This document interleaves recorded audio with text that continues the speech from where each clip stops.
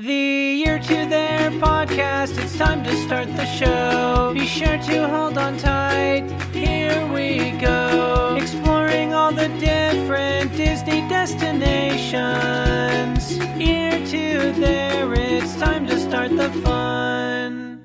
Hello, everybody, and welcome to the Ear to Their podcast, Walt Disney World Word of the Week. I am your host, Phil Gramlich, and each and every week I will bring you a different Walt Disney World word and then give you some tips, some tricks, some hints, some background, some stories about that Walt Disney World word.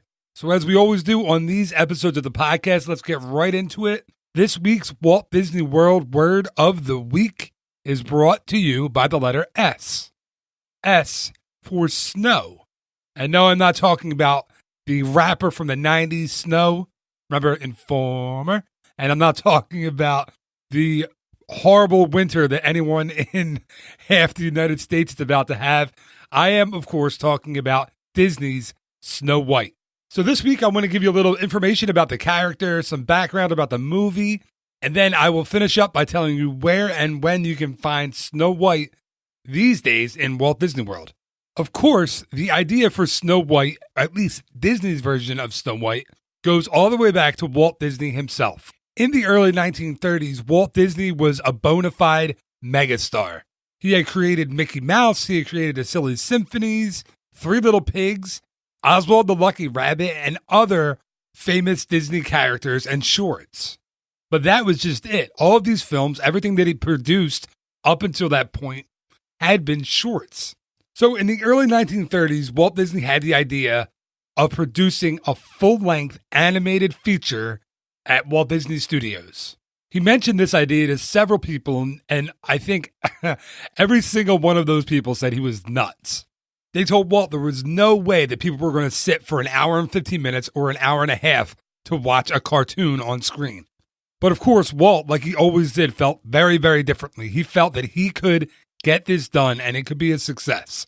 So one night in 1934, Walt got his top animators together and they all went out to dinner. Okay, after dinner, he brought them back to the studio, got everyone together in one big storyboard room and told them, hey, listen, fellas, we're going to make the first ever full-length animated feature. He explained to everyone that he knew it was a big gamble, but also knew in his heart that his animators could get it done. I assume that a lot of the animators were pretty worried about this idea. So because he was so excited about this project and because he wanted to show his staff how excited he was, Walt Disney acted out the entire film in front of all of his top animators. I mean, he did voices, he did lines, he told jokes, he played each and every character, even Snow White and the Evil Queen. And when he played the Evil Queen, he would hunch over like an old lady would in order to get that point across. So once Snow White and the Seven Dwarfs went into production, it was in production for 4 years. Many, many, many people in Hollywood were calling this film Disney's Folly. They felt like it was going to be a complete flop. It wasn't going to work. Audiences would never, ever sit that long for an animated film. And this definitely spelled the end for Walt Disney in Hollywood. Even Walt Disney's brother, Roy Disney, and his wife, Lillian Disney, tried to talk him out of making the film.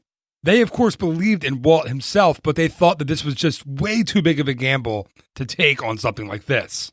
Also, the original projection on what the film would cost was about $250,000, which was a ton of money back in 1934.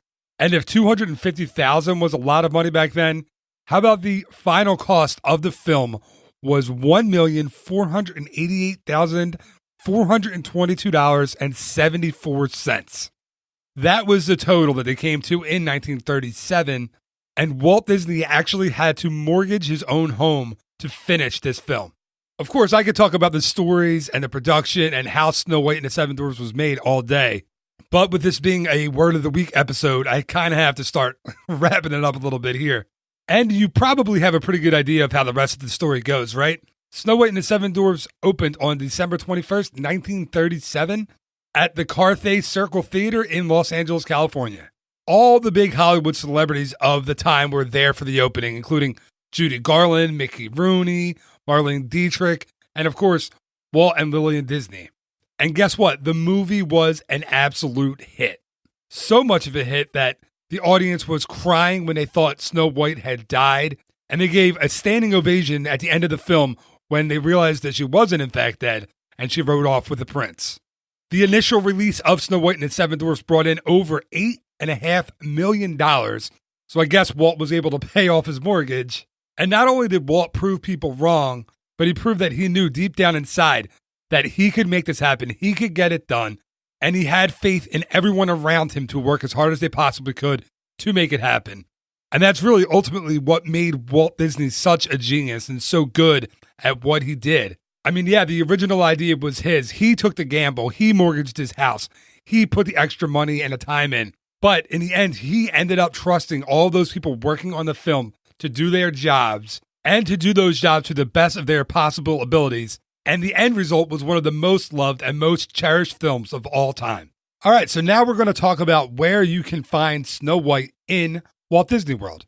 Of course, Snow White's Scary Adventure is no longer in its old spot in Fantasyland. But on Seven Dwarfs Mine Train, you can actually find Snow White. At the end of the ride, at the end of the coaster, look to your right inside the cottage, and you'll see Snow White dancing with the dwarfs inside that cottage. And in kind of a cool piece of Disney trivia, those dancing animatronic figures inside the cottage at the end of Seven Dwarfs Mine Train are actually figures that were from Snow White's Scary Adventure. So, of course, you can see Snow White there. You can't actually meet her on that attraction. I mean, I guess you could yell at her and wave through the window, but she's not going to respond to you. She's just going to keep on dancing with the dwarfs inside. So where can you meet her? Well, in the Magic Kingdom, you can meet her sometimes, occasionally, in Town Square on Main Street, USA. She'll also make appearances at Cinderella's Royal Table in the Magic Kingdom, so sometimes you can catch her there. Of course, if Cinderella's Royal Table is something that you absolutely have to do, you absolutely have to get dining reservations 180 days out. It's a very, very, very difficult reservation to get. Over at Epcot, you can meet Snow White at the Akershus restaurant in Epcot's Norway Pavilion. And the big one, and my favorite spot to catch up with Snow White, is in Epcot's Germany Pavilion. She has a little wishing well that you can meet her off to the side of that pavilion. That's the one spot that my kids love. We've met Snow White there a couple of times. Actually, there was one kind of famous or infamous, however you look at it, time that we met Snow White at that location. If you want to read about it, I'm going to put a link to that in the show notes. I think I called it the Great Snow White Debacle of 2014 or 2015. I forget which year it was. But if you want to laugh, if you want to read a funny story about a crazy time we met Snow White, check that out.